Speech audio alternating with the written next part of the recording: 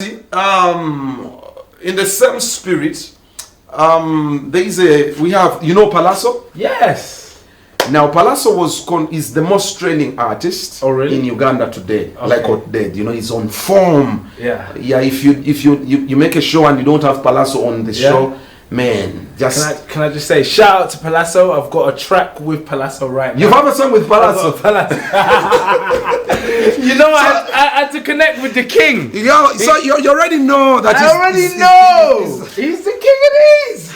So the lad is in hospital right now. Yeah. He's actually with a knee injury. But there is a promoter who had actually contracted him for so many shows. Actually, one of the shows on which he was performing is why he got the injury.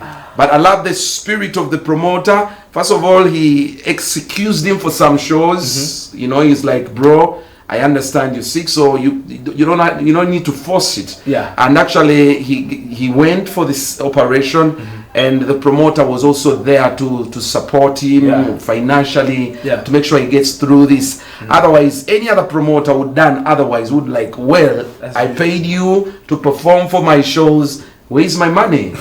Give me a refund. Exactly. So that I didn't do that. You got the king of the East right there, you know what I'm saying? But we pray it gets better. So we've had a conversation with this promoter who was unfortunate to have this incident. Pallaso's injury happened in the midst of his concerts. Yeah. And he had this to say, what he feels and why he didn't push it hard to have Pallaso perform or refund back the money. Yeah. Yes. Let's check it out.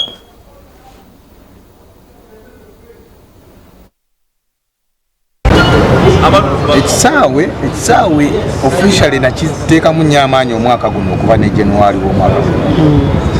Era omwaka guno nakakola show nga 15 naye ng'ez'amaanyi ennyo nnyo.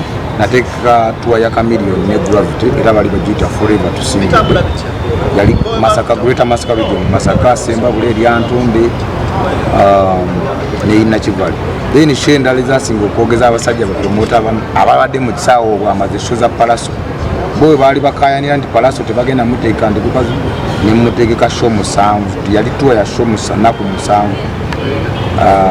Kasese region 44 undi bujo yonne nakukolera bulungi show ze namuwa za sente ze namuwa mu show 7 nazijayo mu show 3 show zange ezo 7 ze zimu kuzakusa Pallaso evivi teyamenyeka naye yalina ekizibu mu bikati olwokuba nti yakolanga buli lunaku ng'ataakola nnyo nga mulimu okutambula waliwo olunaku lwe twava ekitundu bakiyita Igayaza kiri mu Kakumiro district ng'enketa tugenda kukola Bwera. Imagine embeera eya Mukooya kale naaba nga isita we yafunamu era ndowooza obukosefu bwe yakoonera evivi naye wamulabye twafuuka baluganda lwalire badde naye ate nga bwegambye enkola yange kati yegwe musaana okutuukira ne mubuuza enkola ya Nobert eri etya era bwe yabadde mu ddwaliro tebiriiko biri nti ate namukozesa ne musasula nagenze ne nga mukulu wange ebbaasa eno sasula ku medical bills si lwakuba nti nina naye no muyimbi ate muyimbi wa ggwanga tumwetaaga naye ate abapromota bannange kye nabalabyemu abo ababaddewo banafuya nnyo abayimbi basigale nga bo be bali onto baani abapromota sijja nnyo okuboogerako naye banafuya nnyo abayimbi ne batamanya nti eno industry omuyimbi asooka sikyogera nti ngula buganzi ku bayimbi naye nze abamu baali beebuuza ate omuyimbi omuwadde sente ate omusanga ne ku stage n'omufuwa sente look abantu bali abantu 13 bazze kulaba muyimbi tebamanyi Nobert events owekagadi owebundi bujjo tamanyi bajjo tamanyi abitex bakwakale bo bagenda abitex baluddewo mu mawulire mu bamanyi kati nabo bafukanga ng'abayimbi naye bagenda nebeerabira bali abantu tebazze bukulwabwe bazze kulwa bano be batimbye ku bipande so batandika okurespectinga abakulu abo babalabanga ku mawulire nga bavaayo tetukyamwagala tetukyamutimba tayimba omusajja na mulwadde naye mulaba era akyayimba temulaba ng'ayimbira ne mu kagaali kitegeeza already bookings zaabeerangawo. Yeah, there you go. Artists are also human, so yeah, very sensitive. Pallaso is sick. Temumuholding ate wajja ku show temumukaka kukola bye yakolanga right now. kukola bili kuba mumanye embeera gyali mate Pallaso. Yesterday I was with Chameleon. In the interview with Chameleon, you heard what he said. Don't push it so hard.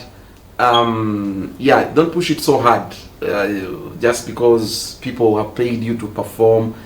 Tenda mwa promoter mbele consider it. Where you feel when he explains student he has failed, be understanding, never fun. Tumwe a chance to heal. This very promoter yategese Evelyn Lagu. Evelyn Lagu chimanyi jebufudeka baziba gobera mawulire abadde batolinga ne kirwadde ekyomutima bichi operation bichi naye agenza atereera akyamawugwe agenza atereera era this very promoter yasazeewo